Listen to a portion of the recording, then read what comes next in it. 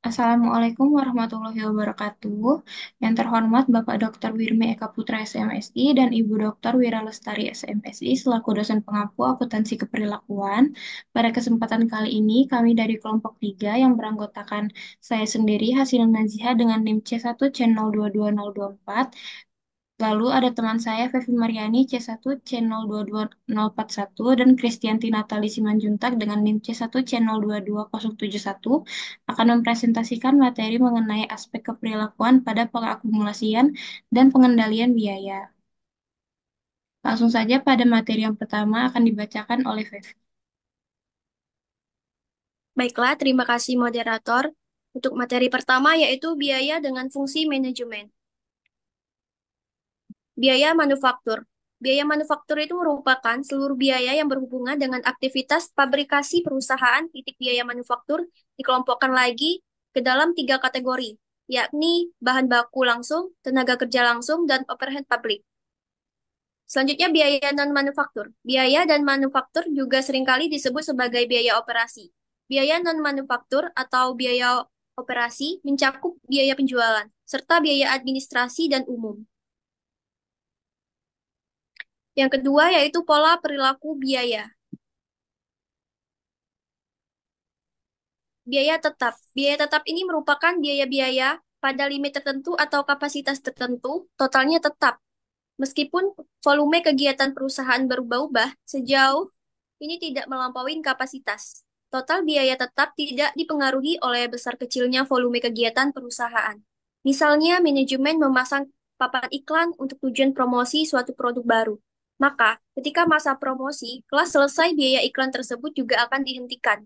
Contoh dari biaya tetap adalah pemeliharaan mesin, beban listrik untuk penerangan, beban asuransi pabrik, beban iklan, dan lain-lain.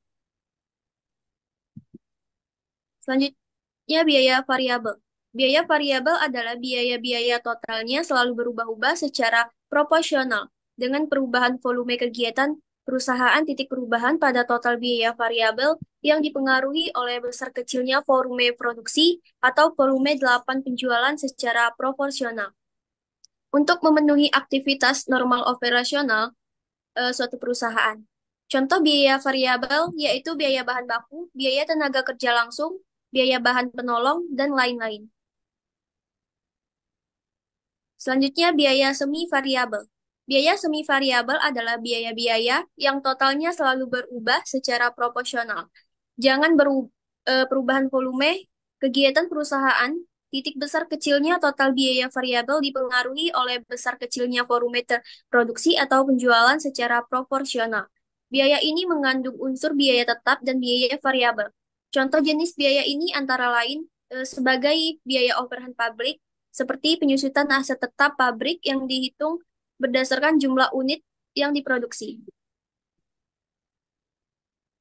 Materi selanjutnya dibacakan oleh Titin.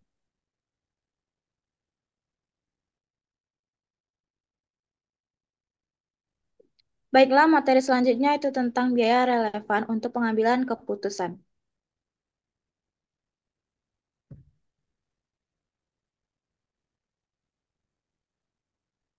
Biaya relevan. Biaya relevan adalah semua biaya yang terpengaruh oleh suatu pengambilan keputusan yang mana oleh karenanya biaya tersebut harus dipertimbangkan dalam aktivitas pengambilan keputusan yang akan dilakukan. Karakteristiknya, yang pertama, biaya masa yang akan datang. Yang kedua, biaya yang memiliki perbedaan di antara alternatif pengambilan keputusan. Kemudian ada biaya yang relevan untuk pengambilan keputusan. Yang pertama, biaya diferensial. Yang kedua, biaya yang dapat dilacak. Yang ketiga, gaya penggantian. Yang keempat, biaya kesempatan. Yang kelima, biaya yang diperhitungkan. Yang keenam, biaya inkremental. Yang ketujuh, biaya tunai. Yang kedelapan, dan yang terakhir, biaya tertanam.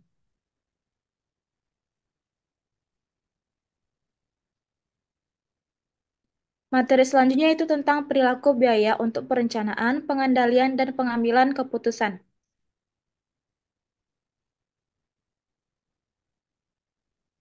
Perilaku biaya itu ada perencanaan. Perencanaan menentukan harga pokok produk untuk menetapkan standar biaya produk atau jasa yang dihasilkan untuk membantu manajer dalam menetapkan harga pokok produk standar. Maka digunakan asumsi dalam menyederhanakan perhitungan biaya berdasarkan volume aktivitas. Kemudian ada pengendalian.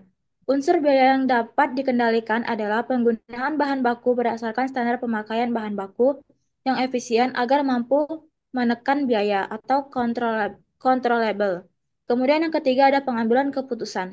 Dengan memahami konsep biaya berdasarkan perilaku, manajemen dapat melakukan sejumlah pengambilan keputusan strategis maupun keputusan-keputusan khusus, baik dalam jangka pendek maupun jangka panjang. Baiklah, Selanjutnya selanjutnya saya kembalikan kepada Selanjutnya saya kembalikan kepada moderator.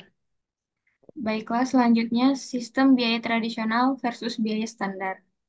Sistem biaya tradisional atau historis fokus pada identifikasi dan akumulasi biaya per unit produk atau jasa. Sistem tersebut digunakan untuk menghitung nilai persediaan dan data beban pokok penjualan atas atau jasa yang diberikan bagi pelaporan keuangan eksternal. Namun, sistem biaya tradisional tidak sesuai untuk pengendalian manajemen yang efektif karena akumulasi data biaya historis semata-mata tanpa perbandingan dengan sasaran biaya yang telah ditentukan sebelumnya, tidak sesuai dengan konsep pengendalian kontemporer. Selanjutnya, sistem biaya standar menunjukkan kombinasi yang berpotensi efektif dari akuntansi dengan konsep pengendalian dari teori organisasi modern. Biaya standar adalah sasaran biaya per unit produk atau jasa yang ditentukan sebelumnya, secara ilmiah yang dikembangkan melalui studi teknik dan akuntansi. Biaya standar mencerminkan estimasi terperinci dan canggih terkait besarnya biaya untuk melaksanakan suatu tugas tertentu atau menghasilkan suatu produk tertentu. Baiklah, sekian yang dapat kami sampaikan. Lebih dan kurangnya mohon maaf. Terima kasih.